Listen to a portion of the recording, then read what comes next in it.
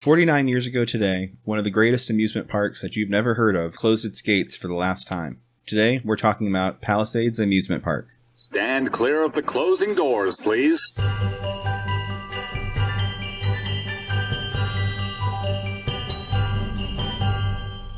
Hi, welcome to the Christmas Time in the City podcast. I'm your host, Chris. And I'm also your host, Chris. Before we get started, be sure to follow us on social media. We're Christmas Time in the City podcast on Instagram, Facebook, and YouTube. Be sure to check out our website, ChristmasTimeInTheCity.com. That's where you'll find our show notes, videos, our interactive maps featuring filming locations and iconic Christmas attractions throughout the city. And also feel free to email any questions or comments to us at ChristmasTimeInTheCityPodcast@gmail.com. Happy September, everybody!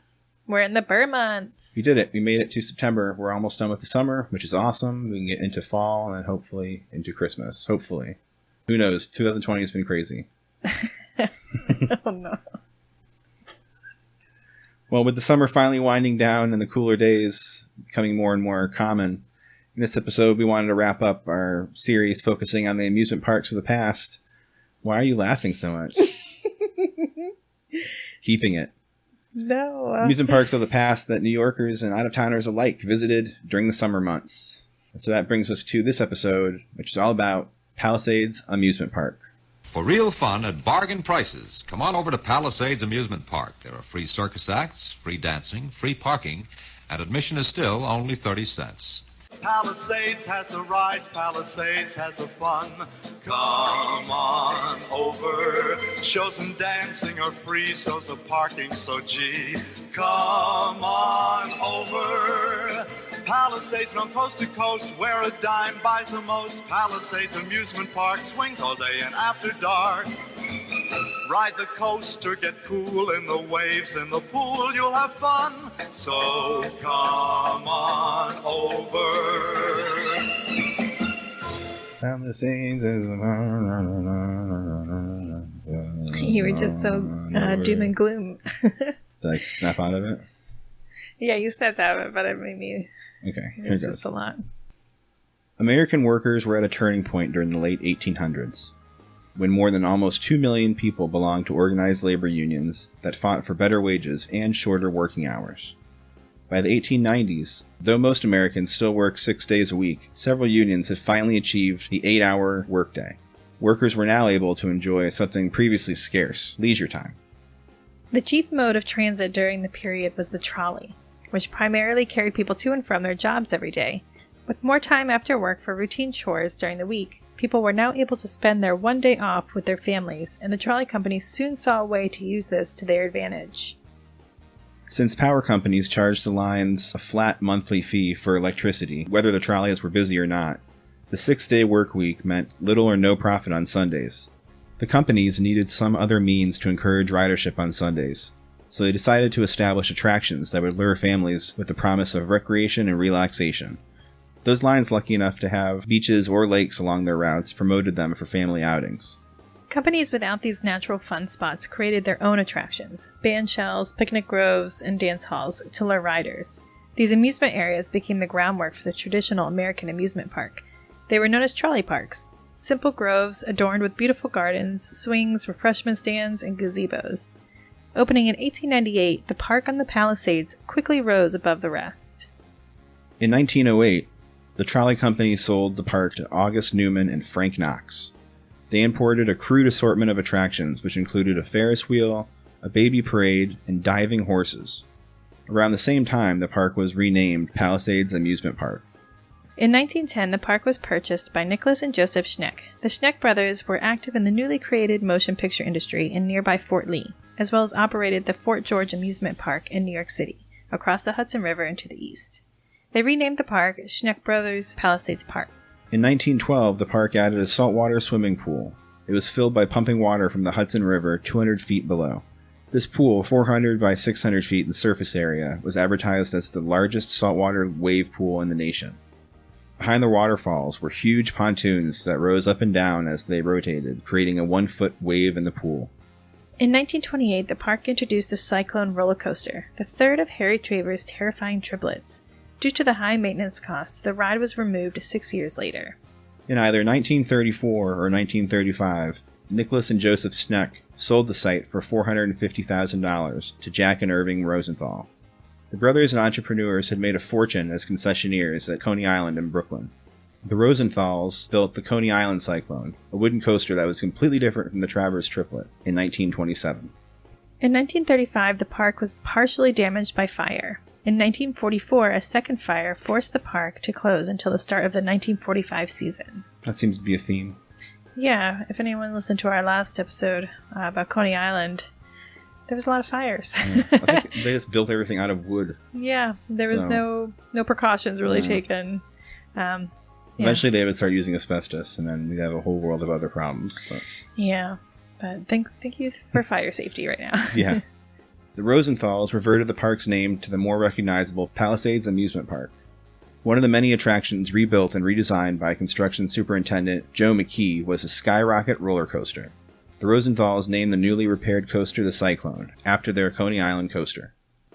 The park's reputation and attendance continued to grow throughout the 1950s and 1960s, largely due to the saturation advertising and the continued success of the park's music pavilion. During the mid-1950s, the park started featuring rock and roll shows hosted by local radio announcers Clay Cole and Cousin Brucey Morrow, featuring acts like Diana Ross and the Supremes, Paul Revere and the Raiders, Leslie Gore, Frankie Avalon, The Fifth Dimension, Lovin' Spoonful, and even a young Billy Joel. I was just thinking about how it'd be cool to go see those people in an amusement park. And then I got distracted. Starting during the 1960s, advertisements for the park were frequently printed in the back pages of the 1950s and 1960s comic books. The Rosenthals realized that youths in the New York metropolitan area represented the largest single market for comic books in the nation, and that comic book advertising was a cheap way to reach thousands of potential customers. There was a rumor of a hole in the fence behind the amusement park's music stage, which was used by local children to sneak into the park without paying admission. While there technically wasn't a hole, there was a large gap in fencing on the cliff's edge that brave locals climbed up to. Although the Rosenthal brothers knew about the fencing issue, they did not repair it. Unlike some modern amusement parks that sell passes to enter the grounds themselves, Palisades Amusement Park also charged individual fees for each ride and attraction inside the park. Irving Rosenthal, who loved children, even though he had none of his own, allowed this secret entrance to remain and instructed security personnel to ignore anyone sneaking through it. He felt that children, who had little money to start with, would be more willing to spend their limited funds inside the park if they got in for free. To make it even easier for people to enter, Irving Rosenthal also printed free admission offers on matchbooks. He was also known to scatter food tickets throughout the park. From 1947 to 1971, Palisades Park averaged 6 million visitors. Peak attendance was reached in 1969 with 10 million visitors. Radio and television commercials broadcast in the greater New York area encouraged the public to come on over. They did just that. 3 factors contributed to the eventual closing of Palisades Amusement Park: inadequate parking facilities, growing uncertainty about the park's future, and an increase in the number of incidents where visitors got injured or killed. In 1967, Jack Rosenthal died, leaving his brother Irving as the sole owner. Irving, in his 70s, was not expected to manage the park for much longer. Without family heirs, it was unclear as to who would eventually assume ownership. Local residents objected to the traffic jams, litter, and other effects of the park's immense popularity. They demanded action from the local elected officials. Developers wanted to profit by the Palisades' view of Manhattan, and they successfully pressured the local governments to rezone the amusement park site for high-rise apartment housing and condemn it under eminent domain. During the next few years, land was surveyed by a number of builders who made lucrative offers, but Rosenthal tried to postpone the park's inevitable closing and refused to sell.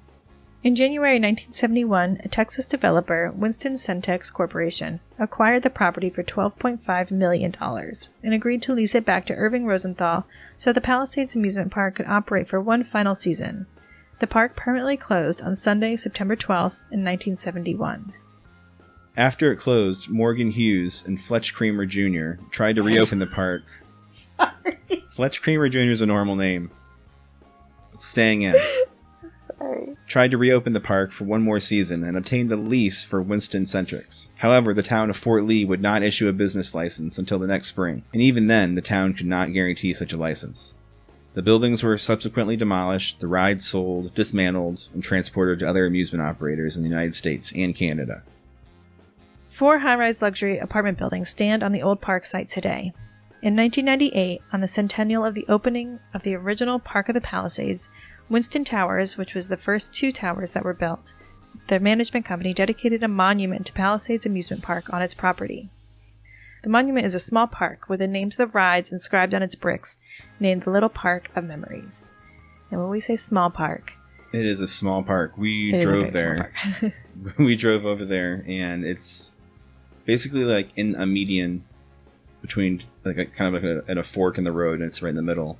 There's a rock with like a big plaque, and it's really nice, kind of a touching sentiment. I don't recall right now, but on the floor around, all the bricks are like inscribed by people that worked at the parks, or that got engaged, or their grandparents got engaged, or like they worked at like the French fry stand. And, so there's all these really cool memories there. So yeah, it's pretty neat. It was really small, but it was definitely worth checking out, and it was a cool neighborhood to drive through. So it was just an interesting thing altogether. We were trying to find the little area where they sneak through the fence. It was just cool to see it in person, and after doing all this research and learning about it. Yeah. So that's Palisades. It. That was it. we covered it. There's the Palisades Amusement Park. I got super obsessed with it. I'm glad that we got it out there, and I can move on now to other things. Yeah, that's, I think, why this could not wait till next year. There's no way you can wait another year before you put this out. This would have been a 45-minute podcast just on Irving Rosenthal. Yeah. Let's move on to something more current. News. It's time for the news. All right, so our first article is about the Macy's Thanksgiving Day Parade and the Christmas tree celebration. They're coming back. It's happening, but it's not going to be the same way. Same idea as how the Macy's fireworks, they kind of were scattered around the city in the different boroughs, and they still filmed it. They didn't give a lot of details at all in the article, but it did say that they want to keep some sort of tradition alive still. They're not going to just not do it. So they're going to figure it out. They're going to figure out how to do it without an audience or without letting people know. Maybe they keep the location secret until the day of, something like that. I'm not sure. I don't know what they're doing as far as this celebration goes. I wonder if they'll do it like they've been doing like American Idol and stuff, where they'll just have like the schools perform like at in their own town. And they'll just like kind of like stream those instead of actually being in the parade. Yeah, because otherwise we were out a week before Thanksgiving, like last year, I believe, and I feel like I was in an elevator, and 4 of the people in there, they were completely random. They didn't know each other. They were all parents of people that were in the parade. So you got to figure, there's so many kids and like chaperones and family members that are going to travel up. I can't imagine that they're going to have like these marching bands and stuff. That's a good point. That's a lot of people. So I'm thinking of like balloons and the floats, and that's not that bad, but then you add and just tons of dancers from theater and bands from all over the country and color guards and stuff. Ooh, yeah, so they didn't go into detail about how it was going to happen, but just that it is, and there'll be some sort of tradition alive. I think it's going to be better for maybe people outside of New York City. So like what they show on TV is going to be more exciting, I think, than what's actually happening in real life here. So kind of a bummer for us, good for everyone else to keep that tradition alive. Okay. Is there anything else? Yeah. We had mentioned in a previous episode, one of the articles that we had was about Broadway closing down. No theater productions, no indoor productions are going to be happening until next year. And then right now, restaurants are not allowed to open either. So basically all indoor activities are off limits. And then there's this place that's in Times Square on Broadway. And it doesn't technically, it's not categorized as a restaurant. They don't have a liquor license. They're not technically a theater or an event space. It's just, they opened in June 2019, and not a great time to start because, 6 months later, you're dealing with some other stuff. But then they started making masks and PPE for the essential workers. And it kind of started as that, and then they realized that they could make the space into other things. So they're operating at 16% occupancy, and it's just kind of like a small theater performance. They're taking a lot of precautions.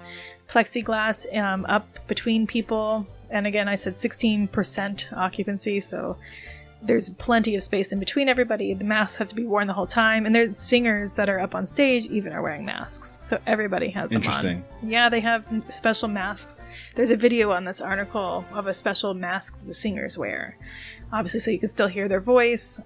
It's called Open Jar. It's on Broadway near 48th Street. So it's quite interesting. They're doing live streams as well to see the performances. And they've got some pretty big people coming through there from the Broadway scene. Yeah, interesting way for people on Broadway to kind of come back and do their thing. And part of their money that people are spending on tickets are going towards charities as well. So they're doing the right thing about it. I don't know how long that's going to last, though, because it does seem like they kind of just found a loophole and went with it until someone's telling them to stop. Well, that's what we do here in New York. Yeah, just go for it. Yeah, find loopholes and take advantage. Until someone tells you to stop. And then just keep going at least 2 more times. That's all the news I have. Great. So let's get into some listener mail. You've got listener mail.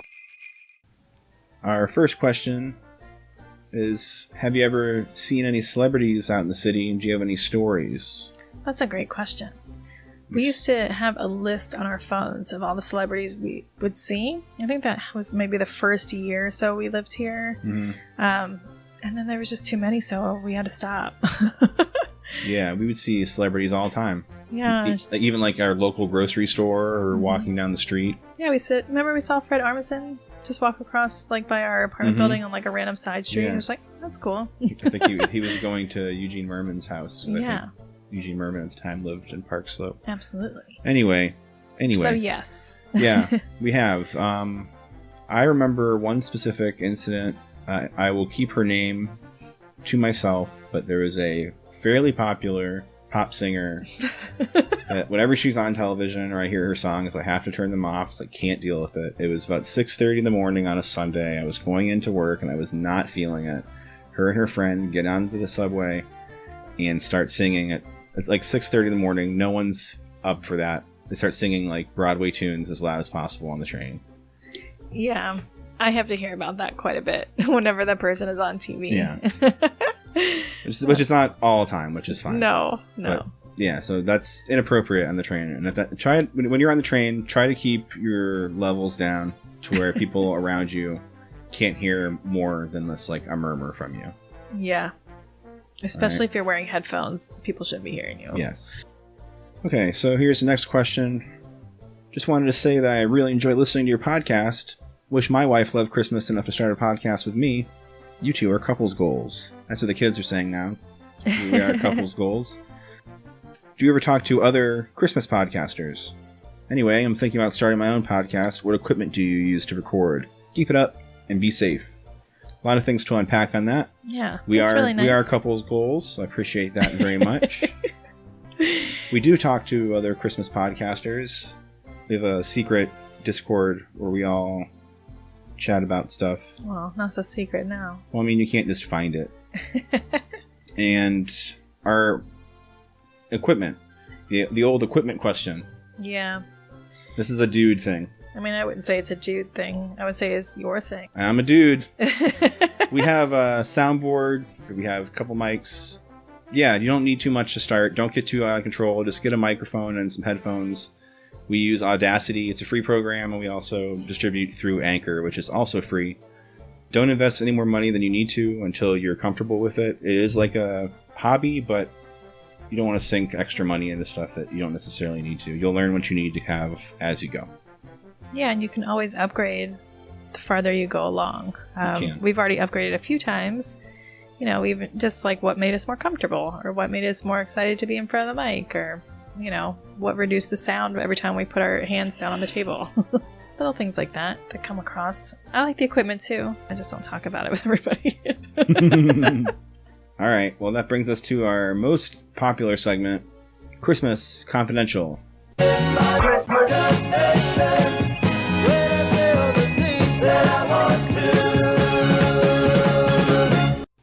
All right. So we have some pretty good ones today, but we'll start with this one. This is a pretty nice one. Every Christmas Eve while the kids are sleeping, I like to climb up on the roof and stomp around above their bedroom, pretending to be reindeer. A few months ago, I was cleaning the rain gutters when I realized for the past 6+ years I had the layout wrong and I was stomping above our laundry room. That's pretty awesome. That's really funny, actually. Well. That's what he gets for impersonating reindeer. Yeah. He should get down so Santa can get there and get to work. So here we go. Here's the next one. During Christmas, my mother-in-law demanded that my husband cuddle with her on the couch. I spent the night alone in the guest room.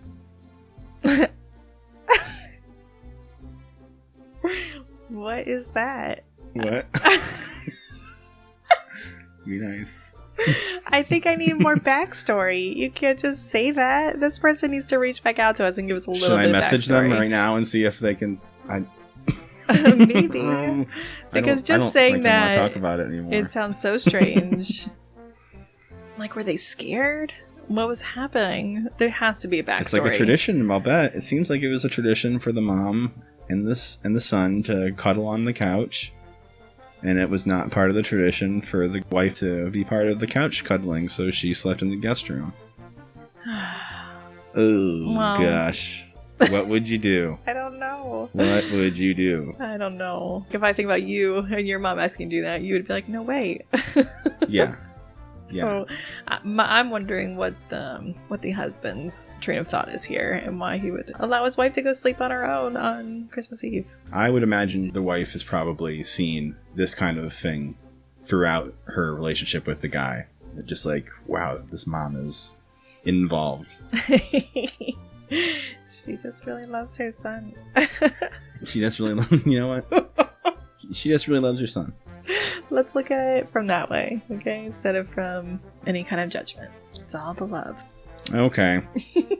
Well, it looks like that's it. Another one in the can. This podcast was recorded in our apartment in the Big Apple, New York City. If you like the podcast, do us a favor and take a minute to rate it and write a review. Contact us and let us know you did, and we'll send you a bunch of stickers and a thank you note, and I'll seal it with a kiss. But not an actual kiss because of the times. Yeah, let's not I'm not kissing any paper. There you go. Subscribe now and follow us on social media so we can keep the conversation going and keep you posted about new episodes. Until next time, I'm Chris. And I'm Chris. And this is Christmas Time in the City. Hey!